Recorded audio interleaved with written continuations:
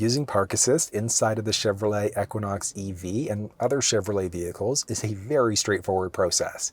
If yours is enabled with the feature, you're going to find the option for Park Assist inside of the infotainment system. If you look under controls, it'll be there. More controls, drive and park, it'll also be there. So if we just tap Park Assist, it can help out with parallel and perpendicular parking in and out. So let's go ahead and look for a spot along the right-hand side for perpendicular. All you're going to do is just follow the directions on the screen.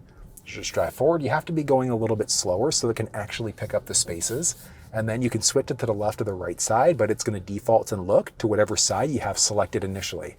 You're just going to drive nice and slow so that it can pick up the spaces there, and you can keep on driving until you find a spot that you'd like. And once you find one, you're just going to park in vehicle, hands off the steering wheel, feet off the gas and the brake, and it's doing everything for me. So it's backing me up beautifully.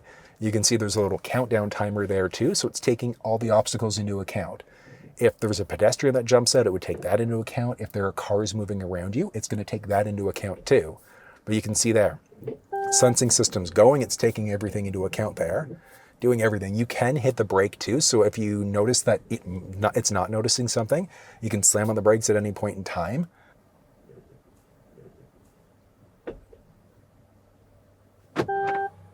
I mean, it's got us parked, but look at the parking job that it did here. So it slightly missed the mark on that one, but it's a little bit trickier when it's hard for it to actually read the actual lane markings there. So these ones are a little bit worn out, but it did a pretty good job. And then you can fine tune it yourself if you'd like.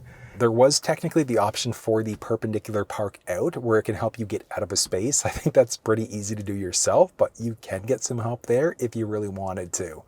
But there's also the option for parallel park. And same idea, you can have it look to either the left or the right-hand side.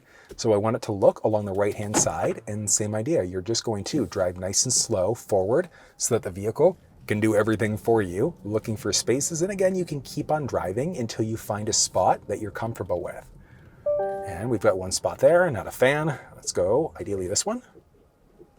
Haha, there we go. And you're just going to park in vehicle, hands off the steering wheel, feet off the gas and the brake, and same idea, it's doing everything for us here too. So controlling the gas and the brake, backing me up, it's taking all the obstacles into account. If there were pedestrians here, it would take that into account. If somebody starts driving, it's going to take all that into account. So the sensors are very, very smart from that perspective. I mean, look at that, beautiful.